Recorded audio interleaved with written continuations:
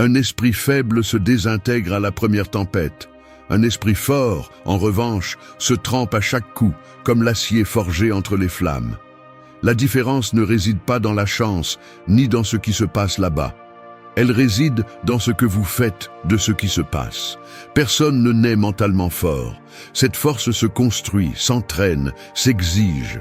Il ne s'agit pas de belles phrases ou de motivation vide. Il s'agit de caractère. Cette vidéo ne cherche pas à vous divertir.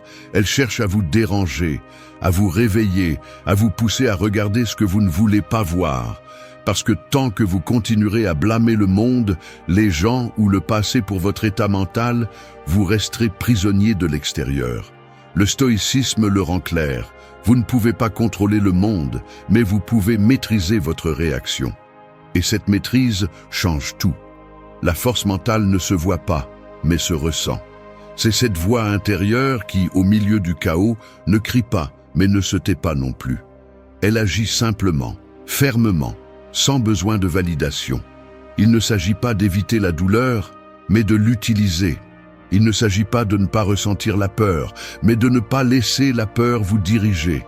Il ne s'agit pas de nier la réalité, mais de l'affronter avec un esprit clair et une volonté ferme. Chaque leçon que vous trouverez ici est conçue pour cela, pour que vous arrêtiez de fuir et commenciez à vous entraîner. Cette vidéo est un manuel de guerre interne. Un guide stoïcien pour ceux qui en ont assez de se briser et veulent enfin se construire. Peu importe où vous en êtes, si vous décidez d'écouter avec ouverture, vous finirez plus fort. Non pas à cause de ce que dit cette vidéo, mais à cause de ce que vous décidez de faire après l'avoir écouté. C'est la véritable transformation, et elle commence maintenant. 1. Fais de la difficulté ton maître et non ton ennemi. Le fer le plus résistant ne naît pas ainsi. Il est façonné à coups de marteau, sous une chaleur extrême, tordu encore et encore, jusqu'à ce que sa forme devienne une force. C'est ainsi que fonctionne l'esprit humain. La douleur, la pression, le rejet, l'incertitude ne viennent pas pour te détruire, ils viennent pour te façonner. Mais seulement si tu cesses de voir la difficulté comme une menace. Seulement si, au lieu de te plaindre, tu décides d'apprendre. Celui qui fuit les défis ne découvre jamais qui il est vraiment. Celui qui les affronte, même s'il tremble, commence à construire quelque chose que personne ne peut lui enlever. Beaucoup de gens passent leur vie à maudire les épreuves, comme si le monde leur devait le confort, comme si l'inconfort était un défaut du système. Mais c'est tout le contraire. L'inconfort est le système. Le problème n'est pas la difficulté, c'est ton interprétation de celle-ci. Tu crois que parce que quelque chose fait mal, alors c'est mal. Tu crois que parce que quelque chose est difficile, alors ça ne vaut pas la peine. Et là, tu t'affaiblis. Le stoïcisme enseigne que les défis ne bloquent pas la voie. Ils sont la voie, car chaque difficulté est une leçon déguisée. Un maître qui, bien que sévère, a pour seul objectif ta croissance. Tu ne peux pas développer de force sans exigence. Personne ne devient fort en courant seulement quand il en a envie. Personne ne se construit en évitant la critique, le rejet ou l'effort. Se construit celui qui décide de rester quand tout lui dit d'abandonner. Se construit celui qui comprend que la douleur n'est pas l'ennemi, mais l'avertissement que tu sors de ta zone de faiblesse. Car chaque fois que tu fuis quelque chose d'inconfortable, tu renforces une partie de toi qui veut rester faible. Et chaque fois que tu l'affrontes, même si tu échoues, tu envoies un message interne. Je suis prêt à grandir. Sénèque disait que la difficulté renforce l'esprit comme le travail renforce le corps. Et il le savait par expérience, pas par théorie. Car vivre avec philosophie n'est pas répéter de jolies phrases, c'est appliquer de la discipline quand la vie devient rude. C'est ne pas avoir besoin que tout soit parfait pour rester ferme. C'est accepter que tu seras souvent fatigué, confus, désavantagé. Mais même là, tu peux répondre avec intégrité, avec concentration, avec courage. Et cela, même si le monde ne le voit pas, te rend dangereux pour la médiocrité. Tu n'as pas besoin de demander à la vie d'être plus facile. Tu as besoin de te demander à toi-même d'être plus fort. Et cette force commence quand tu cesses de voir les problèmes comme des obstacles et que tu commences à les voir comme des entraîneurs. Ils ne viennent pas pour te freiner, Ils viennent pour te préparer. Ils ne viennent pas pour te blesser. Ils viennent pour te montrer de quoi tu es fait. Certains s'effondrent face à une perte, d'autres se reconstruisent à partir de celle-ci. Certains sont paralysés par le rejet, d'autres le transforment en élan. Lequel vas-tu être? 2. Sois le gardien de ton esprit. Une forteresse peut être entourée de murs imposants, avoir les meilleures armes et des milliers de soldats, mais si l'ennemi parvient à entrer par négligence, tout est perdu de l'intérieur. C'est ainsi que fonctionne l'esprit. Tu peux avoir du talent, des opportunités, du savoir, mais si tu permets à n'importe quelle pensée d'entrer sans surveillance, tu es en danger. Ce que tu laisses entrer par habitude, par distraction ou par faiblesse, tôt ou tard, devient ce qui te contrôle. C'est pourquoi tu as besoin de devenir le gardien de ton esprit. Pas le spectateur, pas la victime, le gardien. À une époque où tout cherche ton attention, garder l'esprit clair n'est pas un hasard. C'est une tâche quotidienne, les informations inutiles, la comparaison constante, les opinions des autres, les peurs héritées, les blessures non soignées, tout se filtre si tu ne mets pas une limite claire. Celui qui ne sélectionne pas ce qu'il pense finit par être asservi par ce que les autres veulent qu'il pense. Celui qui ne remet pas en question ses pensées leur obéit sans savoir que beaucoup ne sont pas les siennes. Celui qui ne nettoie pas son esprit le remplit de bruit jusqu'à se confondre avec lui. Les stoïciens le comprenaient bien. Marc Aurèle disait que notre vie est ce que nos pensées en font. Cela signifie que l'esprit n'est pas un espace neutre, c'est un terrain fertile ou un champ de bataille, selon la façon dont tu le traites. Si tu le négliges, les pensées négatives poussent comme des mauvaises herbes. Si tu le cultives avec attention, les pensées utiles prennent des racines solides. Et c'est ce qui change ta façon d'agir, de parler, de répondre, car personne ne peut vivre en paix si dans sa tête il y a la guerre. Devenir le gardien de ton esprit, c'est commencer à identifier ce qui t'affaiblit, ce qui te distrait, ce qui te vide. C'est arrêter de permettre que le dialogue interne soit dominé par la critique, la plainte, la culpabilité ou le doute. C'est apprendre à reconnaître que toutes les pensées ne méritent pas ton attention. Certaines veulent simplement te saboter. Un esprit fort n'est pas celui qui n'a pas de chaos, mais celui qui sait l'ordonner. Ce n'est pas celui qui élimine toutes les pensées négatives, mais celui qui ne leur donne pas de pouvoir. Ce n'est pas celui qui est toujours calme, mais celui qui ne se laisse pas emporter par le tourbillon. C'est pourquoi tu dois t'entraîner à te surveiller, pour ne pas laisser l'automatique prendre le contrôle, pour que chaque pensée qui franchit la porte de ta conscience ait à répondre à une seule question. Est-ce que cela me renforce ou m'affaiblit? Car celui qui ne surveille pas son esprit devient son esclave, mais celui qui s'entraîne à le garder devient libre. Et seuls les libres peuvent construire leur chemin avec clarté. Seuls les libres peuvent agir sans chaînes internes. Sois ce gardien, et deviens l'esprit qui guide, pas l'esprit qui réagit. C'est là que commence la véritable force. 3. Mets toute ton énergie dans ce que tu peux contrôler. L'archer qui est obsédé par le vent oublie l'essentiel, sa précision, sa concentration, sa respiration. La vie ne s'arrête pas pour tes plaintes, ni pour ton anxiété de vouloir tout dominer. Et plus tu essaies de contrôler ce qui ne t'appartient pas, plus tu vas perdre d'énergie, plus tu vas accumuler de frustration, plus tu vas te sentir faible. La force mentale ne se construit pas avec un effort aveugle, mais avec une direction. Savoir sur quoi concentrer ton énergie est le premier acte de sagesse. Trop de personnes vivent piégées par ce que les autres pensent, par ce qui pourrait arriver, par ce qu'elles ne peuvent plus changer. Et cette usure ne produit pas de résultats, elle ne fait qu'alimenter la confusion. L'esprit se toxifie lorsque tu insistes pour vouloir changer l'extérieur avant de maîtriser l'intérieur.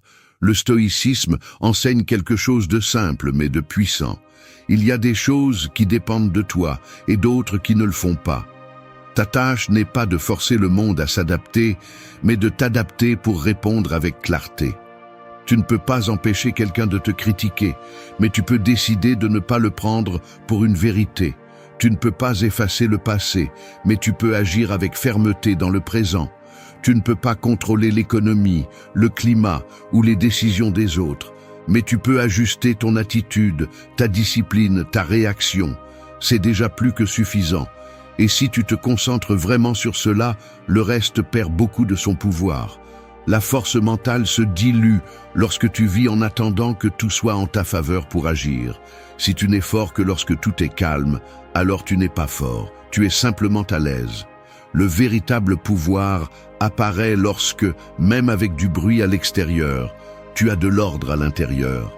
Non pas parce que tu as le contrôle total, mais parce que tu sais où tu l'as et tu y mets toute ta force. Chaque jour, tu peux choisir entre réagir ou agir, entre gaspiller de l'énergie sur ce qui te dérange ou l'utiliser pour ce qui te construit, entre perdre du temps à souhaiter que les choses soient différentes ou te lever et faire ce qu'il faut. C'est la bataille quotidienne, et elle se gagne avec concentration, pas avec des plaintes. Dirige ton attention comme celui qui aiguise un outil. Arrête de donner ton énergie à ce qui est inutile. Arrête d'alimenter des scénarios que tu ne peux pas contrôler. Reviens à toi, mets de l'ordre dans ton esprit, aligne tes actions. Concentre-toi uniquement sur ce qui dépend de toi. Le reste ne mérite pas ton épuisement. Il mérite ton indifférence. Parce que celui qui maîtrise son énergie maîtrise sa vie. Et celui qui maîtrise sa vie n'a plus besoin de contrôler le monde. 4. Transforme chaque obstacle en carburant. Chaque incendie a deux options, consommer ou forger. Entre des mains faibles, il détruit. Entre des mains disciplinées, il façonne le caractère. Il en va de même pour les difficultés. Elles ne viennent pas pour t'arrêter. Elles viennent pour te révéler qui tu es quand tu ne peux plus feindre la force. Et c'est précisément à ce moment-là, quand ça fait mal, quand ça brûle, que tu décides si tu vas te briser ou transformer ce feu en élan. Au lieu de réagir par des plaintes, comme tant d'autres le font, tu dois t'arrêter et observer. Ce qui semble maintenant être un blocage, peut-être est-ce un entraînement. Ce que tu ressens aujourd'hui comme une punition, peut-être est-ce une direction.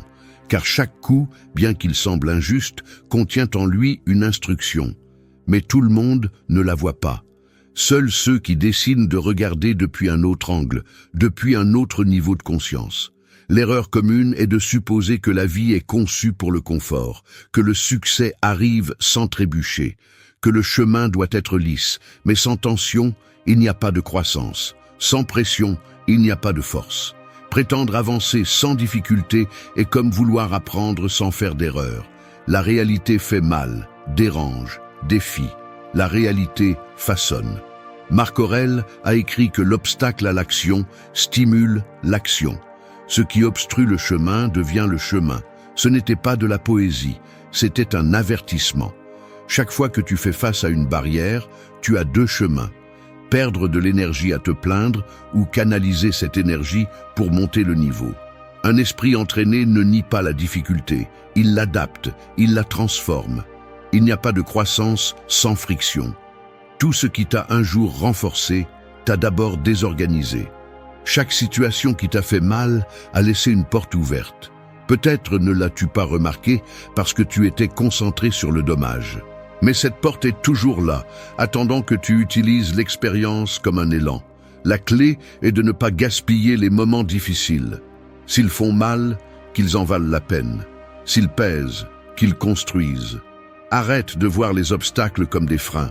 Commence à les voir comme des matériaux de construction. Là où tu as perdu quelque chose, tu peux gagner en vision. Là où une porte t'a été fermée, tu peux apprendre à en ouvrir d'autres. Tout ce qui te pousse hors de ta zone de confort te rend service, même si cela ne semble pas être le cas. Chaque défi est une énergie brute. Tu peux la laisser se dissoudre en frustration ou tu peux la diriger comme une force vers l'avant. Et ce choix ne dépend pas de la chance, il dépend de ton entraînement mental. Ne te mets pas à lutter contre le mur, utilise-le pour monter plus haut. C'est ce que font ceux qui ne se brisent pas, c'est ce que font ceux qui se forgent. 5. Maîtrise tes émotions avant qu'elles ne décident pour toi. Une tempête en mer ne coule pas un bateau par la force du vent, mais par l'eau qui réussit à entrer.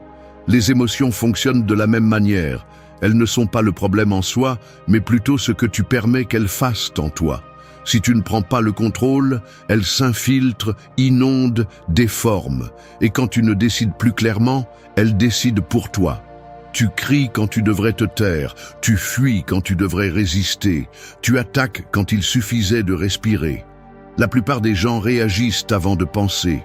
Ils se justifient en disant que c'est comme ça qu'ils sont, qu'ils ne peuvent pas l'éviter, que le moment les a dépassés. Mais la vérité est plus dure. Ce qui te domine est ce que tu n'as pas entraîné. Et si tes émotions t'emportent facilement, ce n'est pas parce que tu es faible, c'est parce que tu n'as pas pris le contrôle de ton monde intérieur. Le stoïcien ne supprime pas ce qu'il ressent, il l'observe. Il ne se laisse pas emporter par l'impulsion, il l'interroge. Il n'explose pas, il répond. Il est facile d'être rationnel quand rien ne te dérange. Le véritable entraînement a lieu lorsque tu es face au conflit, face au rejet, face à l'incertitude. Là où le sang se réchauffe et l'esprit s'obscurcit, c'est là que ta discipline émotionnelle est mise à l'épreuve. Car avoir des émotions est naturel, mais agir à partir d'elles sans filtre, c'est renoncer à la maîtrise de soi. Et sans maîtrise, tu deviens l'outil de tes impulsions. Ressentir de la peur, de la colère, de la tristesse ou de la frustration ne te rend pas inférieur. Mais permettre à ces émotions de conduire tes décisions, oui. Chaque fois que tu choisis à partir de la colère, tu cèdes du pouvoir. Chaque fois que tu décides à partir du désespoir, tu nourris le chaos. Chaque fois que tu parles sans te contrôler, tu laisses l'extérieur dicter ton comportement. C'est l'opposé de la force. C'est vivre à la merci de l'environnement. Te maîtriser n'est pas te réprimer, c'est reconnaître ce que tu ressens sans lui donner le gouvernail. C'est te dire à toi-même « cela m'affecte ». Mais cela ne va pas décider pour moi, parce que tu n'es pas l'émotion. Tu es celui qui l'observe, tu es celui qui décide comment agir après l'avoir ressenti. Et cela te donne un avantage. Un esprit qui peut se calmer au milieu du feu n'est plus l'esclave de rien.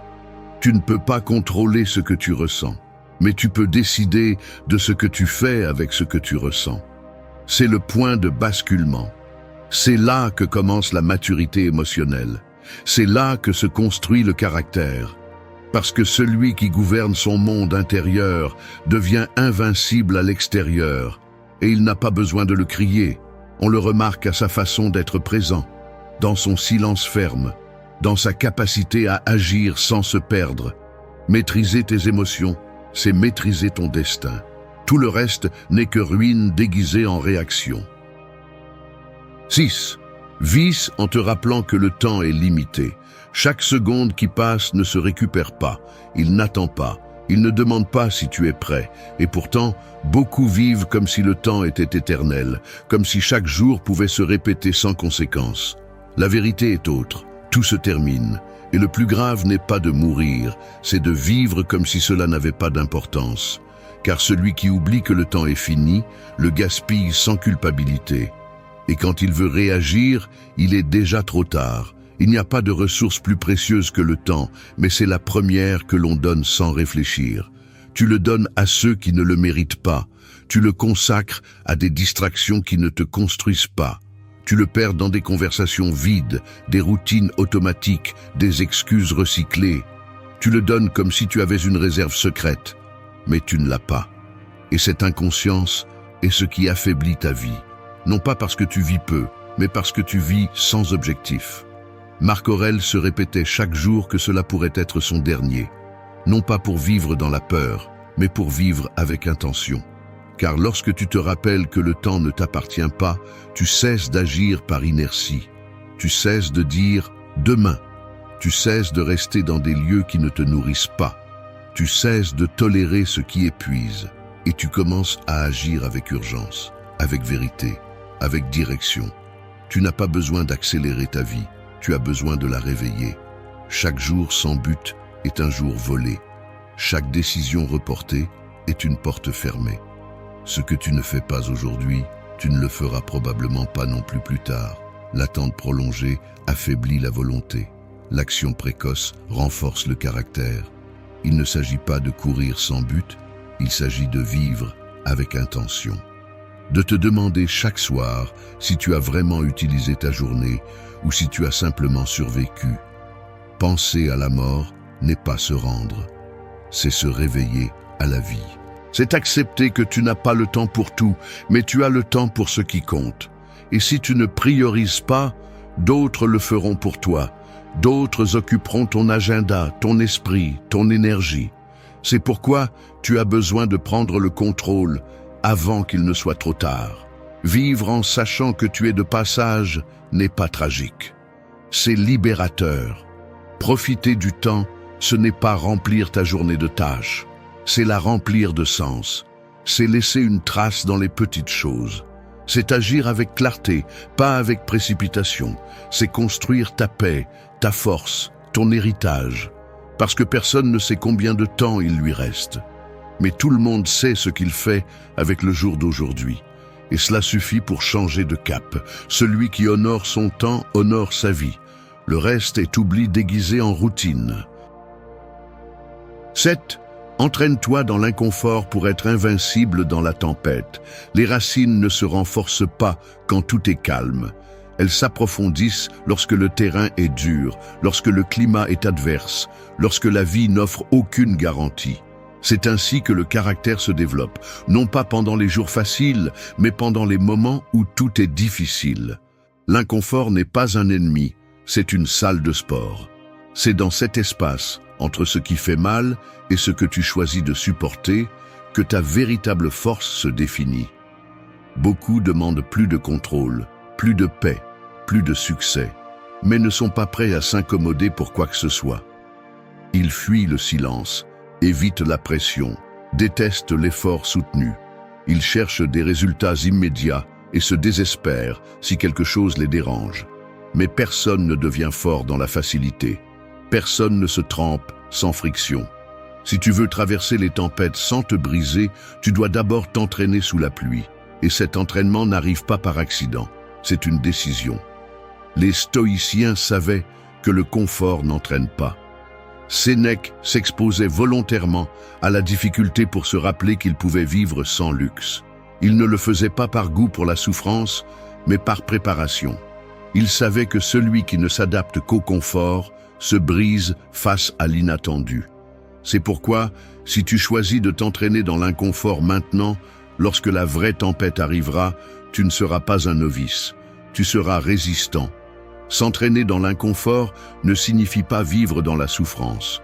Cela signifie pratiquer ce qui est difficile avant que la vie ne t'oblige à le faire. Cela signifie se réveiller tôt lorsque le corps veut rester au lit. Cela signifie dire non lorsque l'on te pousse à suivre le courant. Cela signifie rester silencieux lorsque l'ego veut crier. Cette discipline quotidienne façonne quelque chose que tout le monde n'a pas, la stabilité au milieu du chaos. Quand tout brûle, celui qui s'est entraîné dans l'inconfort ne réagit pas avec panique. Il répond avec calme. Parce qu'il a déjà été là, dans des situations où ça faisait mal, où le corps demandait à abandonner, mais l'esprit a décidé de continuer. Cela ne s'improvise pas. Cela se construit à travers des choix petits et constants. On le gagne dans les jours ordinaires, pas dans les urgences. Personne ne veut de la douleur, mais celui qui la supporte intentionnellement trouve en elle un outil. Il la transforme en concentration, en clarté, en pouvoir. L'inconfort t'oblige à regarder ce que tu as besoin d'entraîner. Il révèle tes limites, et si tu les affrontes au lieu de les éviter, tu cesses d'être faible à l'intérieur. Tu deviens résistant, et le meilleur sans avoir besoin de le montrer. Quand la tempête arrivera, qu'elle te trouve préparé, qu'elle te trouve éveillé, qu'elle te trouve fort, non pas par chance, mais parce que tu as décidé de t'entraîner là où les autres se cachent. C'est ça la véritable invincibilité, celle qui ne se voit pas, jusqu'à ce qu'elle soit nécessaire. 8. Redéfinis la richesse comme ayant besoin de moins. Un sac à dos léger te permet d'avancer plus vite, mais beaucoup portent un poids si lourd qu'ils confondent valeur et excès. Ils pensent que plus ils ont, plus ils seront en sécurité. Plus ils accumulent, plus ils seront réussis. Mais ce qu'ils ne voient pas, c'est que plus ils ont besoin, plus ils deviennent fragiles. La vraie richesse n'est pas d'avoir beaucoup, mais de dépendre de peu. Et cette liberté intérieure vaut plus que n'importe quel compte en banque. Le problème n'est pas de profiter du matériel, c'est de le transformer en condition pour se sentir bien. C'est de dépendre du nouveau téléphone pour être heureux. C'est de croire que sans certaines marques, expériences ou commodités, tu ne peux pas être en paix. C'est là que commence le piège. Parce qu'une chose est d'avoir et une autre très différente est de nécessité. La première est externe. La seconde te lie de l'intérieur. Et tout ce qui te lie te retire du pouvoir. Le stoïcisme ne méprisait pas le matériel, mais il te mettait en garde pour que tu t'entraînes à ne pas être son esclave. Épictète disait que celui qui a besoin de peu est invincible. Parce que si on te prend quelque chose et que tu restes toi-même, alors rien ne peut vraiment te blesser. Mais si ton identité est construite sur ce que tu possèdes, tu es en danger. Parce que le monde change, les choses se cassent, les gens partent, et si tout cela tombe, qui es-tu en dessous de tout cela? Redéfinir la richesse est un acte de courage. Non pas parce que tu te forces à vivre avec le minimum, mais parce que tu oses regarder en face ta dépendance. Tu peux avoir des choses et en profiter sans être dominé par elles. Tu peux atteindre des objectifs sans qu'ils te définissent. Tu peux aspirer à plus sans que ce plus ne détermine ta valeur. Parce que ta vraie valeur n'est pas dans ce que tu portes, mais dans la façon dont tu marches quand on te retire le poids. Avoir besoin de moins n'est pas renoncer. C'est choisir en conscience. C'est te rendre compte que si tu peux être en paix avec toi-même sans artifice, alors tu as gagné. Parce que tout ce qui vient après est un extra, pas une béquille. Et si le monde devient instable, tu restes ferme, parce que ta stabilité ne dépend pas d'un objet, d'une relation ou d'une circonstance. Celui qui a besoin de moins est plus libre, plus difficile à manipuler, plus fort quand la pénurie arrive, plus concentré quand tout le monde se distrait. C'est la richesse qui ne se voit pas, mais se ressent. Et c'est celle que personne ne peut te prendre. Si tu décides de la construire, tu vas te rendre compte de quelque chose d'important. Tu avais plus que ce que tu pensais. Seulement tu regardais à l'extérieur. Et ce qui est précieux a toujours été à l'intérieur. 9. Choisis des relations qui élèvent ton caractère, pas ta commodité. Une plante peut avoir du soleil, de l'eau et un sol fertile, mais si tu l'entoures de mauvaises herbes qui lui volent son oxygène, elle ne grandira pas forte. Il en va de même pour toi. Peu importe combien tu te bats, si tu t'entoures de personnes qui éteignent ton feu, qui affaiblissent ton focus, qui te poussent vers le superficiel. Les relations ne sont pas seulement une compagnie, elles sont un environnement. Et si cet environnement n'élève pas ton caractère, il finit par t'entraîner sans que tu t'en rendes compte. L'erreur la plus courante est de s'attacher par habitude, par peur d'être seul, par commodité ou par besoin émotionnel. Mais ce qui est confortable n'est pas toujours ce qui est juste. Les relations qui renforcent vraiment ne sont pas celles qui te disent ce que tu veux entendre, mais celles qui exigent que tu grandisses. Ce sont celles qui confrontent ta faiblesse sans te blesser. Ce sont celles qui te rappellent qui tu peux être, pas celles qui te maintiennent dans qui tu as déjà été. Le stoïcien choisissait ses liens comme celui qui aiguise une épée, avec intention, avec clarté, avec fermeté. Il ne s'agissait pas d'avoir beaucoup de gens autour de soi, mais d'avoir près de soi ceux qui nourrissaient la vertu. Parce que si tu passes trop de temps avec la médiocrité, tu finis par la normaliser. Si tu t'entoures de gens sans direction, tes pas perdent leur sens.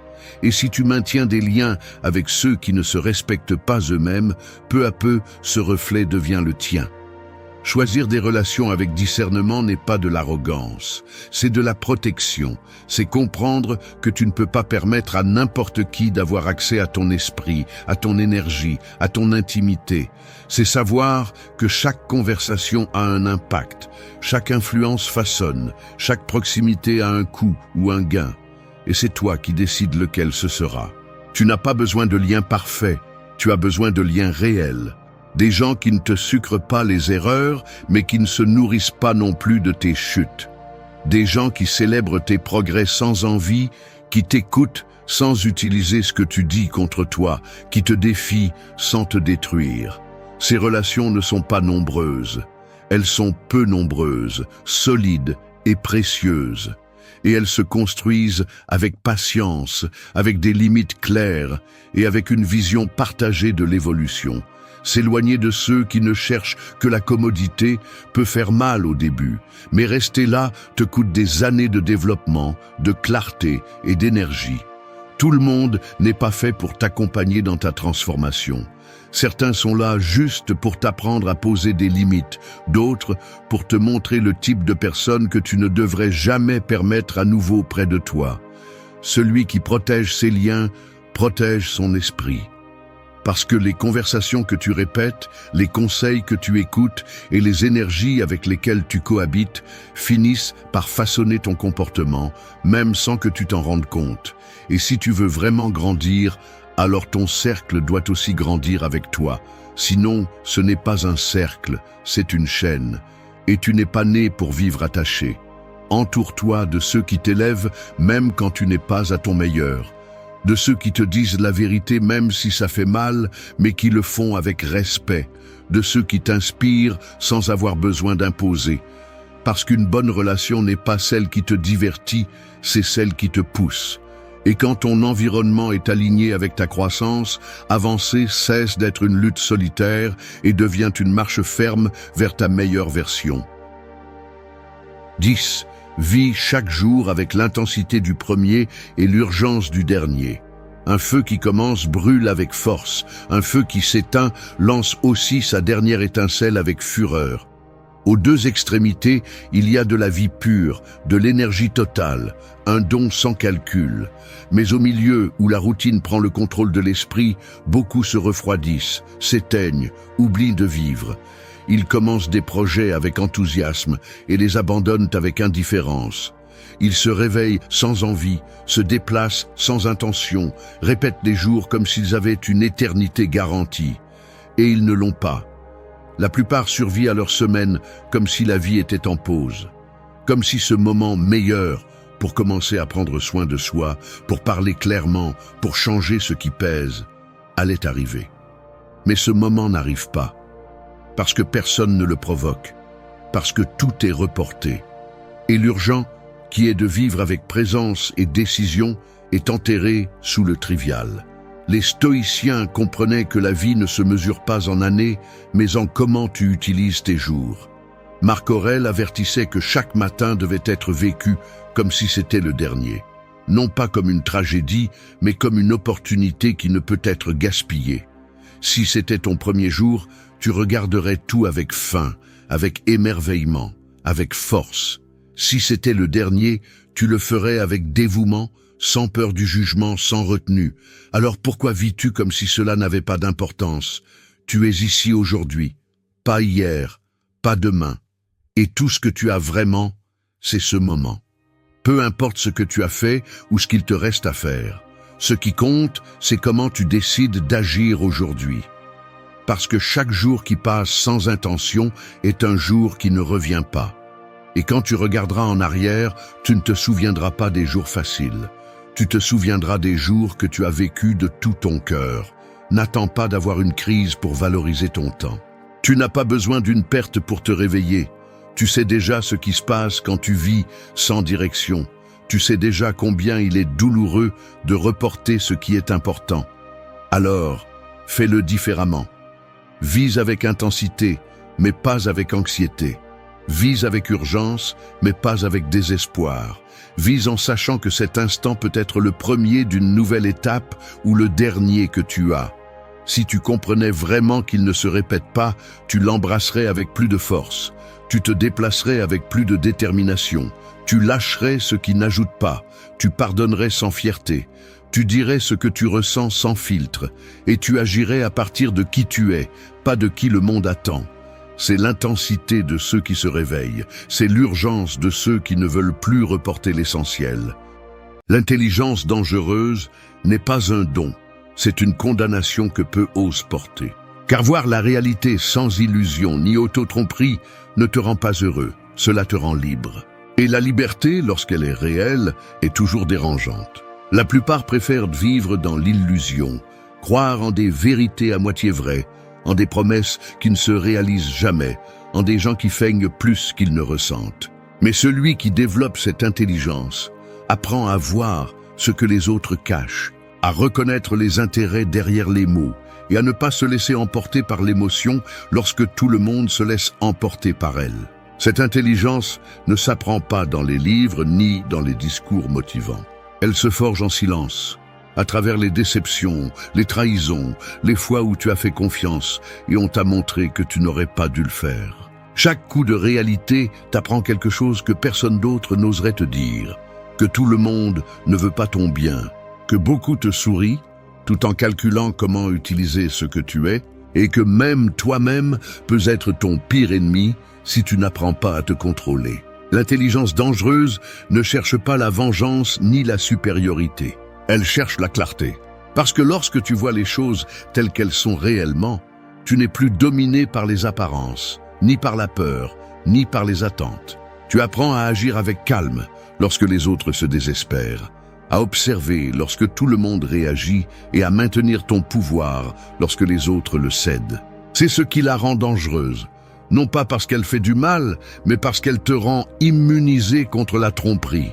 Et dans un monde construit sur des mensonges, voir avec une telle clarté est l'acte le plus subversif qui puisse exister et le meilleur de tous. 1. Contrôle tes émotions.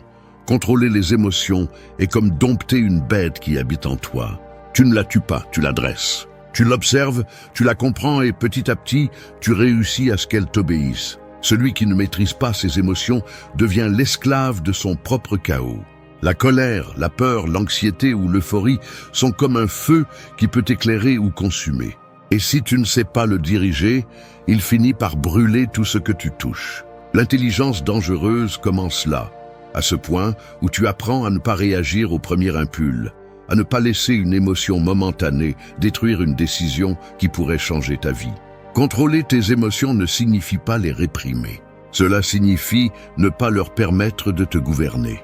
La plupart confondent le calme avec la froideur, mais ce sont des choses différentes. Le calme est le pouvoir sous contrôle.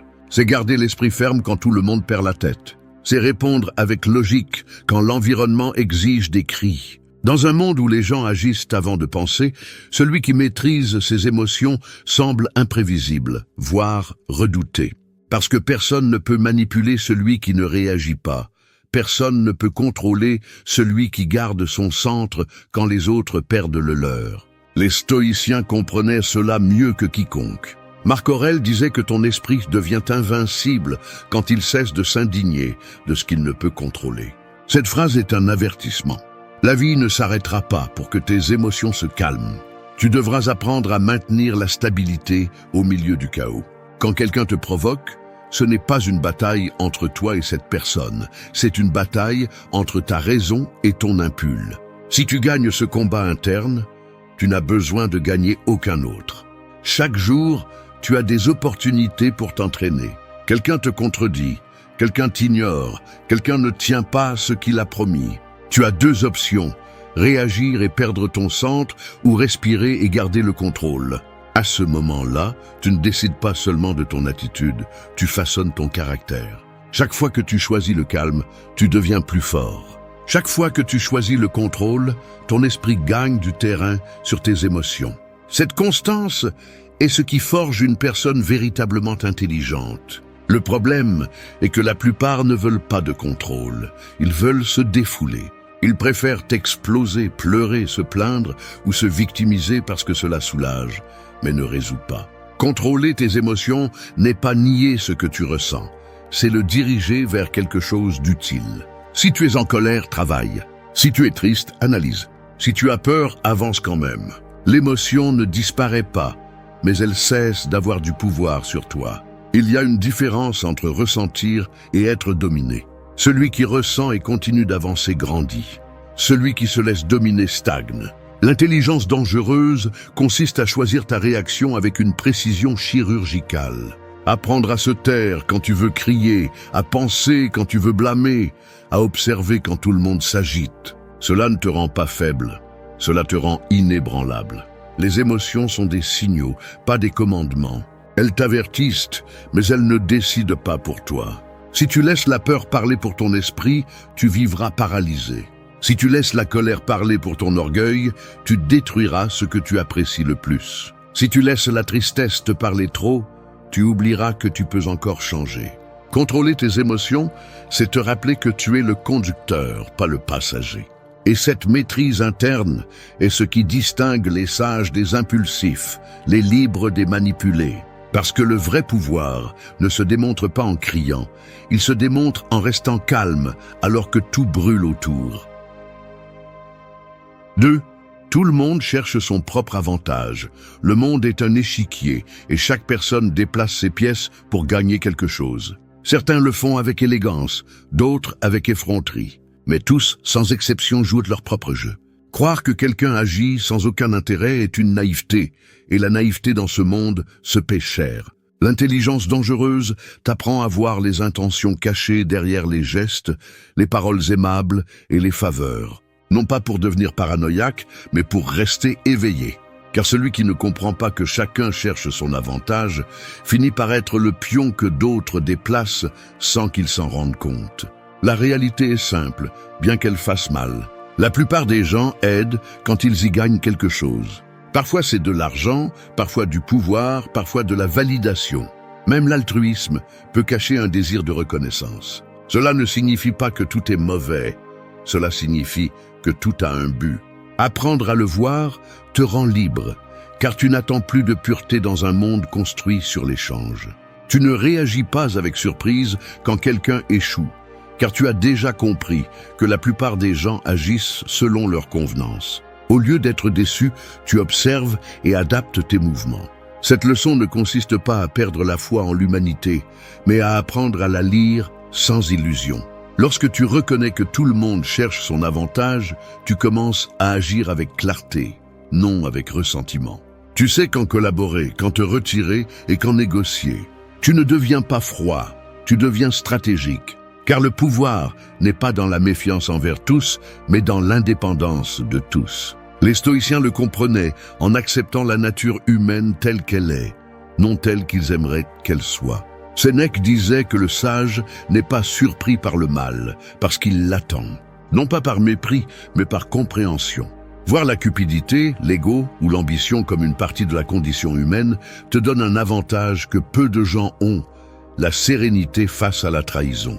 Lorsque tu sais que chaque être humain cherche son intérêt, tu ne te sens plus victime, tu deviens observateur. Et celui qui observe avec clarté agit avec précision. Au quotidien, cette vision devient un outil. Le collègue qui te flatte cherche ton approbation. Celui qui te contredit veut mesurer ta sécurité. Celui qui te demande une faveur attend quelque chose en retour, même s'il ne le dit pas. Tu n'as pas besoin de les affronter, juste de le reconnaître. Cette conscience t'évite des conflits, te garde centré et t'évite de donner plus que ce qui est dû. L'erreur la plus courante est de donner sans mesurer, de faire confiance sans limite, de croire sans analyser. Non pas parce que donner est mal, mais parce que le faire sans conscience te laisse vide. L'intelligence dangereuse t'apprend à équilibrer cœur et raison, à offrir sans naïveté, à aider sans attendre de réciprocité. Si tu le fais avec clarté, personne ne peut l'utiliser contre toi. Accepter que tout le monde cherche son avantage ne te rend pas égoïste, cela te rend lucide. Tu comprends que chacun mène sa propre bataille, que tous défendent leur histoire, leurs peurs et leurs besoins. C'est pourquoi, lorsque quelqu'un agit, tu ne te demandes plus « pourquoi l'a-t-il fait ?» mais « qu'est-ce qu'il y gagne ?» Cette question change tout. Elle te maintient alerte sans t'amertumer, elle te protège sans te durcir. L'intelligence dangereuse consiste à te déplacer dans le monde en sachant que chaque sourire peut être une stratégie et chaque promesse une monnaie d'échange. Mais loin de te rendre cynique, cela te rend sage. Car celui qui comprend le jeu ne le craint pas, il le domine. Et pendant que les autres continuent à croire au masque, tu apprends à regarder les yeux derrière eux. C'est là que commence la véritable liberté. 3. Affronte ta vérité. Il y a des miroirs qui ne reflètent pas le visage, mais l'âme. Quand tu te regardes dedans, tu ne vois pas ton apparence, tu vois tes peurs, tes contradictions et tes mensonges. C'est le regard le plus difficile à soutenir, car la plupart des gens fuient leur propre vérité. Ils préfèrent se distraire, blâmer les autres, inventer des excuses, n'importe quoi plutôt que d'accepter ce qu'ils sont vraiment. Mais l'intelligence dangereuse commence quand tu arrêtes de fuir toi-même. Affronter ta vérité n'est pas une jolie phrase, c'est une guerre silencieuse entre ce que tu prétends être et ce que tu sais que tu es. Te regarder en face implique d'admettre tes erreurs, tes manques, tes pulsions les plus sombres. Et ça fait mal, parce que l'ego est construit pour te protéger de la douleur de te voir sans masque. Mais si tu ne le fais pas, tu vivras piégé dans un mensonge que tu soutiens toi-même. Chaque fois que tu justifies tes échecs, chaque fois que tu répètes « c'est comme ça que je suis », tu renforces une prison invisible. Il n'y a pas de liberté possible sans honnêteté interne. Je ne peux pas maîtriser la réalité si tu ne maîtrises pas l'illusion que tu as de toi-même. Les stoïciens parlaient de se connaître avec crudité. Épictète disait que personne ne peut s'améliorer s'il ne se reconnaît pas tel qu'il est. C'est la base de toute force mentale. Parce que lorsque tu acceptes tes faiblesses, tu cesses d'être contrôlé par elles. Les gens craignent leur ombre, parce qu'ils ne comprennent pas que l'affronter ne la fait pas disparaître, elle l'intègre. Et ce que tu intègres cesse d'avoir du pouvoir sur toi. Affronter ta vérité signifie aussi reconnaître ta responsabilité.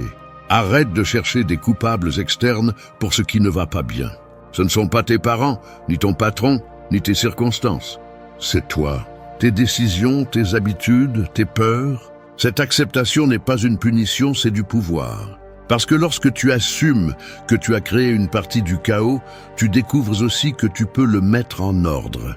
La plupart des gens évitent de se regarder parce que cela exige de l'action. Et agir fait peur. Il est plus facile de parler de changement que de changer. Plus facile de rêver que de construire. Mais celui qui ose affronter découvre quelque chose de puissant, que la vérité, aussi dure soit-elle, libère. Parce que tu n'as plus à prétendre. Tu ne dépenses plus d'énergie à soutenir une version fausse de toi. Tu commences à vivre en cohérence, et la cohérence te donne une paix que personne ne peut te voler. L'intelligence dangereuse ne consiste pas seulement à comprendre le monde, mais à te comprendre toi-même à l'intérieur de lui. À voir tes schémas, tes auto-illusions, tes justifications. Quand tu les vois, tu peux les briser. Il n'y a pas d'ennemi plus mortel que celui que tu portes en toi. Cette voix qui te dit que tu n'es pas assez, que ça ne vaut pas la peine d'essayer, qui te convainc de rester où tu es. Affronter ta vérité, c'est faire taire cette voix et la remplacer par l'action. La vérité ne cherche pas le confort, elle cherche la croissance. Tu n'aimeras pas toujours ce que tu découvres, mais cela n'a pas d'importance.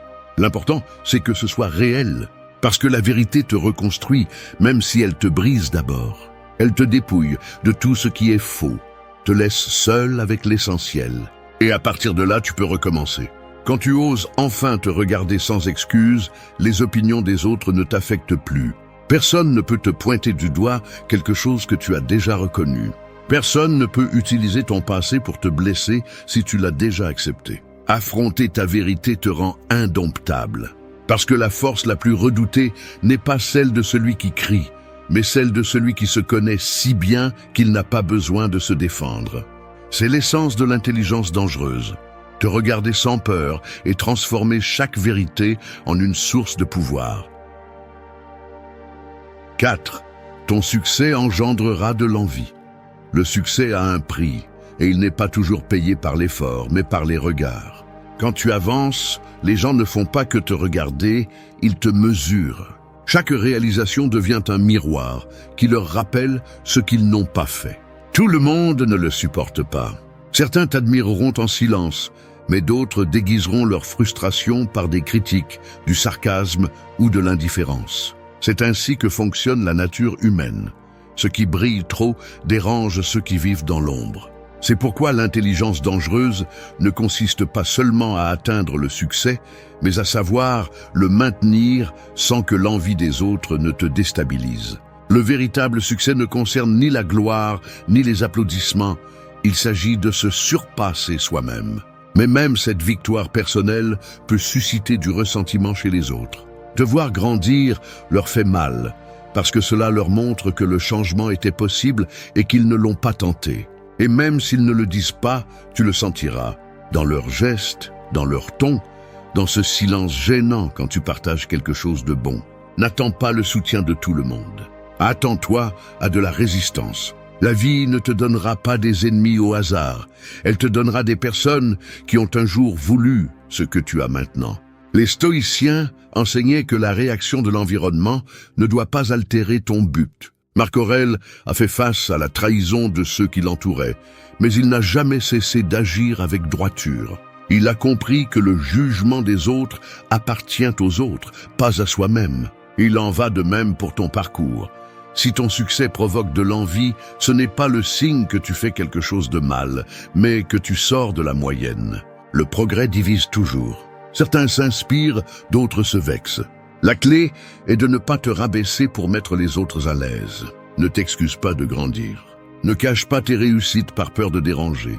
L'envie ne se calme pas avec une fausse humilité. Elle se nourrit du complexe de celui qui la ressent. Reste ferme, continue d'avancer, mais sans tomber dans l'arrogance. L'intelligence dangereuse consiste à comprendre que tu n'as rien à prouver. La reconnaissance la plus précieuse est celle qui vient du silence intérieur lorsque tu sais que tu as fait ce qui est juste. Dans la vie quotidienne, tu le verras clairement. Tu t'efforces de t'améliorer et quelqu'un dit que tu as changé. Tu commences à obtenir des résultats et on te traite de chanceux. Tu acquiers de la discipline et on t'accuse de te croire supérieur. Ne te trompe pas, ce n'est pas la voie de la vérité, c'est la voie du ressentiment. Le sage ne s'arrête pas pour lui répondre. Il observe, comprend et continue.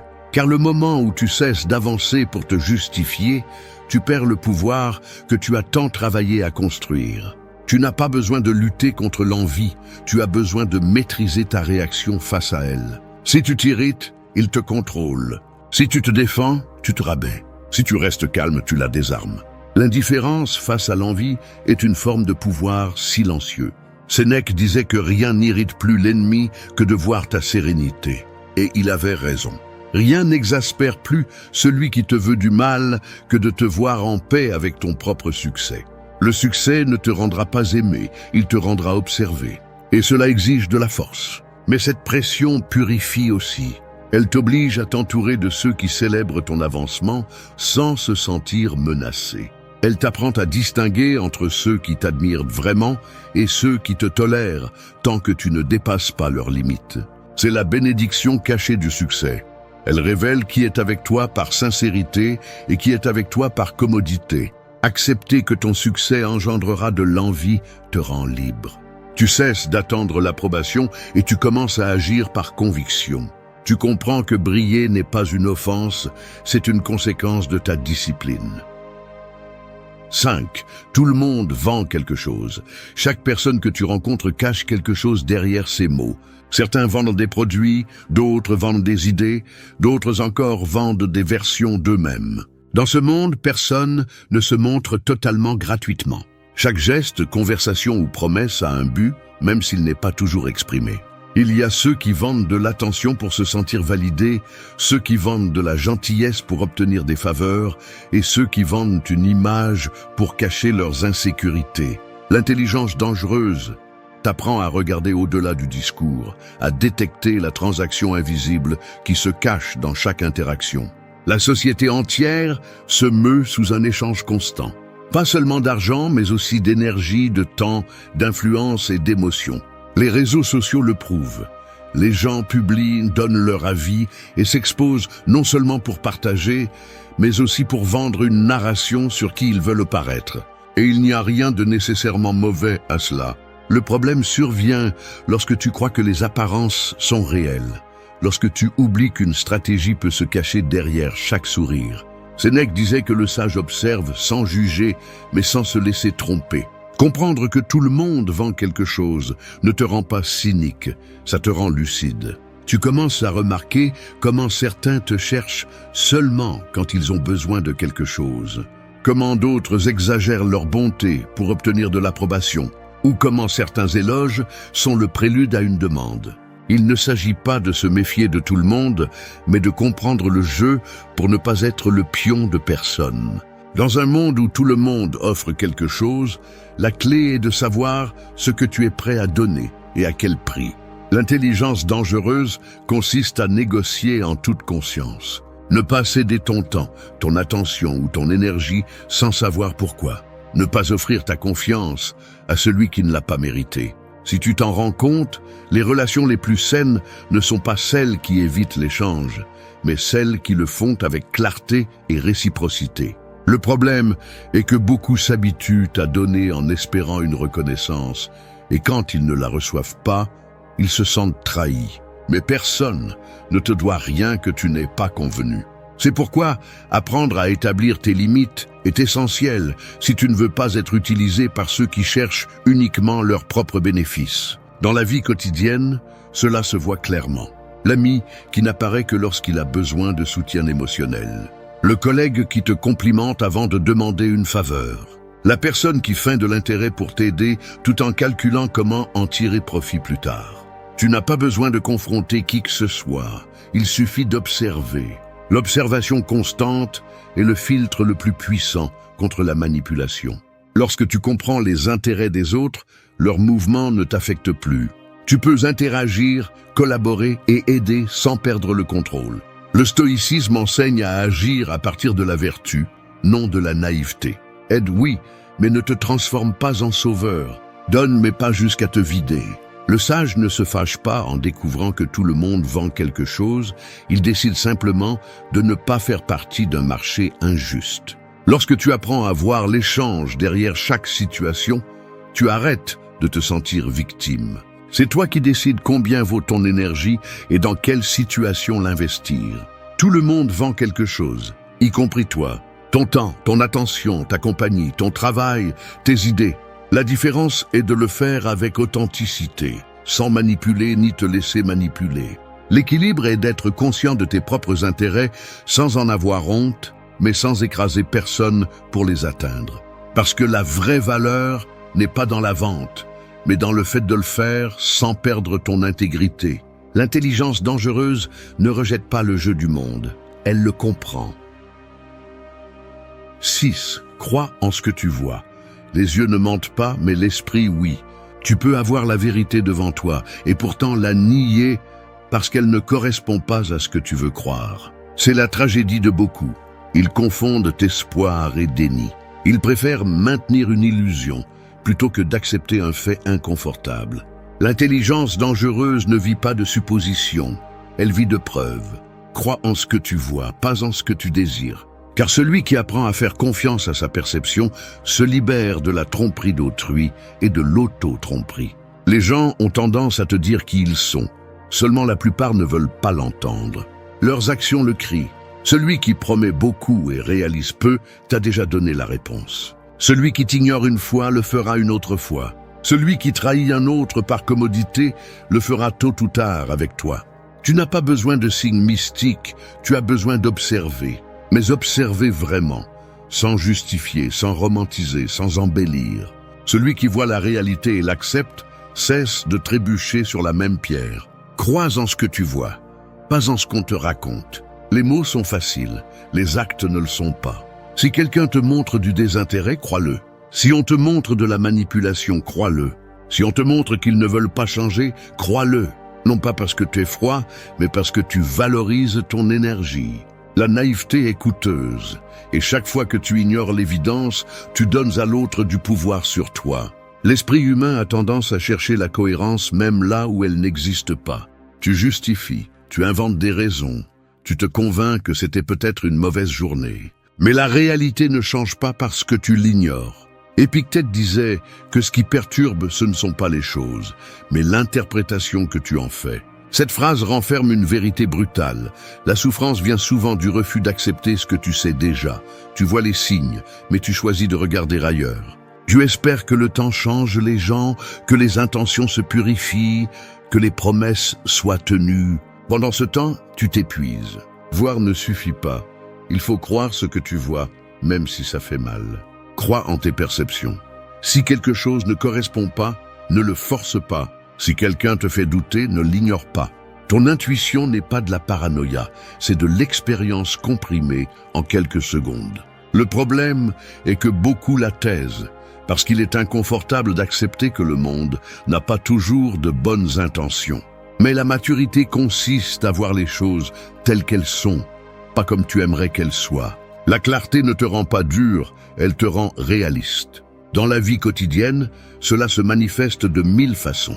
Tu vois quelqu'un mentir à un autre et tu penses que ce sera différent avec toi. Tu vois une relation se dégrader par manque de respect et tu crois que ça marchera avec toi. Tu vois quelqu'un promettre plus qu'il ne peut tenir et tu fais quand même confiance. Tout cela par le désir de croire, pas par l'évidence des faits. Cette tendance à nier l'évidence est la racine de la souffrance émotionnelle. L'intelligence dangereuse brise ce cycle. Elle t'apprend à observer sans émotion, à reconnaître les modèles et à agir avec logique. Tu n'as pas besoin de dramatiser, juste d'accepter. Si quelque chose n'est pas ce qu'il semble être, éloigne-toi. Si quelqu'un montre qu'il n'est pas digne de confiance, ne le justifie pas. Si la vie te montre une vérité, ne la couvre pas d'espoir. La vérité, aussi dure soit-elle, est toujours un chemin plus sûr que l'illusion. Crois en ce que tu vois, même quand tu préférerais ne pas le faire. Cette décision fait la différence entre vivre dans la clarté ou dans la confusion. Entre être victime de la tromperie ou maître de la perception. L'intelligence dangereuse n'a pas besoin de certitude absolue, juste de suffisamment de preuves pour agir. Et celui qui agit en fonction de ce qu'il voit et non de ce qu'il imagine devient invincible face à la tromperie du monde. 7. Rejette le confort. Le confort est un piège déguisé en refuge. Au début, il te protège, te calme, te fait te sentir en sécurité, mais peu à peu, il commence à te dévorer. C'est comme une chaise qui devient de plus en plus douce chaque jour jusqu'à ce que tu ne puisses plus t'enlever. Ce qui commence comme un repos finit par être une prison. L'intelligence dangereuse comprend que le confort n'est pas une récompense. C'est un ennemi silencieux qui te vole la discipline, l'ambition et le courage. Plus tu te sens à l'aise, plus tu deviens faible. La société moderne a fait du confort un idéal. Elle te vend l'idée que le bonheur réside dans l'évitement de l'effort, dans la recherche de raccourcis, dans l'anesthésie du malaise. Mais la croissance ne naît pas dans le confort, elle naît dans l'inconfort. Les esprits forts se forgent dans la tension, dans l'incertitude, dans l'action forcée quand rien ne motive. Les stoïciens le savaient bien.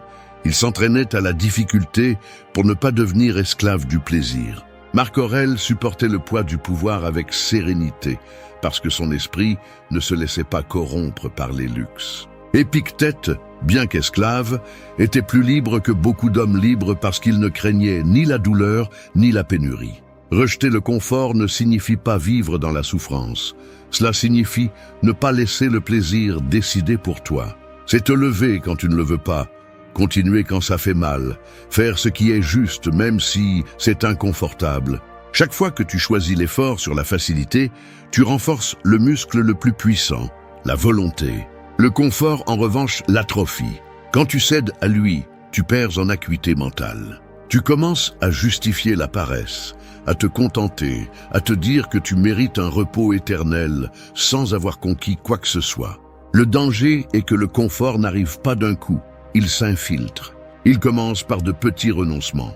Tu remets une tâche à plus tard, tu sautes un entraînement, tu reportes à demain une conversation importante. Et sans t'en rendre compte, ce n'est plus toi qui décides, c'est ton confort. L'esprit s'habitue vite à la facilité, mais oublier la difficulté a un prix. Tu deviens fragile face à tout défi, intolérant à l'échec et dépendant de la gratification immédiate. L'intelligence dangereuse se construit lorsque tu choisis de faire ce qui est inconfortable, précisément parce que tu sais que c'est là que se trouve ta croissance. Dans la vie quotidienne, cela se reflète dans les choses simples.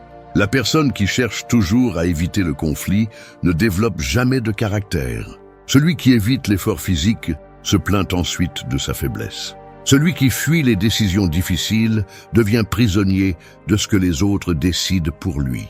Le confort peut sembler une bénédiction, mais quand tu t'y habitues, tu perds le tranchant qui te faisait avancer. Et un esprit sans tranchant ne coupe pas le mensonge. ne vois pas la réalité clairement, n'agis pas avec décision. Rejeter le confort, c'est choisir la discipline sur le désir. C'est faire ce qui est nécessaire sans avoir besoin de se sentir motivé. C'est te lever même quand personne ne te regarde. Il n'y a pas de sagesse sans sacrifice, ni de pouvoir sans maîtrise de soi. Sénèque le résumait en une idée claire. L'homme qui cherche la facilité finit par vivre une vie difficile. Parce que tout ce que tu évites aujourd'hui deviendra un fardeau demain. L'inconfort d'aujourd'hui est la liberté de demain, tandis que le plaisir d'aujourd'hui peut être la chaîne du futur. L'intelligence dangereuse ne cherche pas la souffrance, elle cherche la maîtrise. Celui qui apprend à se déplacer avec décision dans l'inconfort développe un esprit imparable. Chaque obstacle devient un entraînement, chaque difficulté un rappel de sa force. Rejeter le confort n'est pas mépriser le repos, c'est ne pas en faire ton Dieu. C'est rester éveillé dans un monde qui adore la paresse. Oui, souviens-toi que tu mourras. La mort n'est pas une pensée triste, c'est le rappel le plus puissant de la vérité. Chaque jour qui passe est une page arrachée, et chaque respiration te rapproche de ta fin. La plupart fuient cette idée comme si penser à la mort allait l'attirer, mais les sages font le contraire. Ils la regardent en face. Car seul celui qui accepte sa fin peut commencer à vivre vraiment. Se souvenir que tu mourras n'est pas une obsession, c'est une clarté. C'est comprendre que le temps est la seule vraie monnaie et que le gaspiller en choses qui n'ont pas d'importance est l'acte le plus coûteux qui soit. L'être humain se comporte comme s'il avait des siècles devant lui. Tu repousses des décisions, des promesses, des rêves, tout avec la fausse sécurité qu'il y aura un lendemain. Mais la vie ne garantit pas de suite. Aujourd'hui, tu es là, demain, peut-être pas. Et cela ne devrait pas te faire peur. Cela devrait te réveiller. Marc Aurèle méditait chaque jour sur sa propre mort, non pas pour s'attrister, mais pour garder la perspective. Il comprenait que l'existence est brève et que dépenser de l'énergie en haine, en peur ou en banalité est une forme de suicide lent. Se souvenir que tu mourras te libère du besoin d'impressionner. Cela te rend conscient de l'absurdité qu'il y a à se disputer pour des petites choses, à garder rancune ou à chercher l'approbation. Quand tu as en tête la finitude, l'esprit s'ordonne. Tu arrêtes de perdre du temps en ce qui n'a pas de sens et tu commences à l'investir en ce qui en a. La mort, vue avec intelligence, ne détruit pas. Elle nettoie, elle élimine la distraction, l'ego, la vanité. Elle te force à te demander si ce que tu fais aujourd'hui mériterait d'occuper un jour de plus de ta vie. Les stoïciens appelaient cet exercice memento mori, souviens-toi que tu mourras. Non pas pour te faire peur, mais pour te rappeler la valeur de l'instant. Car chaque minute que tu gaspilles est une partie de ta vie qui ne reviendra jamais. Quand tu comprends cela, tu arrêtes de repousser tes décisions, tu arrêtes de craindre le jugement des autres, tu arrêtes de vivre pour plaire. La conscience de la mort te rend authentique. Dans la vie quotidienne, ce rappel change ta façon d'agir. Les conversations superficielles t'ennuient, les conflits inutiles te fatiguent, les personnes fausses n'ont plus de pouvoir sur toi. Tu commences à choisir avec soin comment dépenser ton temps, avec qui le partager et quel type d'énergie tu permets dans ton environnement. Non pas parce que tu es froid, mais parce que tu comprends que chaque moment compte. Quand tu acceptes la mort, tu apprécies plus la vie. Tu n'as pas besoin de grands luxes, juste d'un but. Te rappeler que tu mourras te rend aussi courageux. La peur de l'échec, du rejet ou du changement perd son sens quand tu comprends que la fin est inévitable. Qu'importe si tu échoues, si de toute façon la vie est finie, qu'est-ce que tu perds vraiment en essayant? La mort détruit les excuses. Chaque jour que tu vis comme si tu avais un temps illimité est un mensonge. Chaque action que tu repousses est une opportunité qui ne reviendra pas. Celui qui comprend cela ne vit pas dans la hâte, il vit avec intention. L'intelligence dangereuse consiste à utiliser la mort comme une boussole, non pas comme une menace. Savoir que l'horloge tourne te fait choisir avec précision qui aimer, quel projet poursuivre, quelles batailles ignorer. Tu ne te laisses pas distraire par l'éphémère, parce que tu comprends que tu l'es aussi. Le sage ne craint pas la mort. Il craint de ne pas avoir vécu avec authenticité avant qu'elle n'arrive. Et quand elle arrive, elle ne le trouve pas endormi, elle le trouve en paix. De rappeler que tu mourras est l'acte le plus courageux qu'un esprit éveillé peut faire. Parce que dans un monde qui nie l'inévitable, accepter la vérité absolue te rend libre.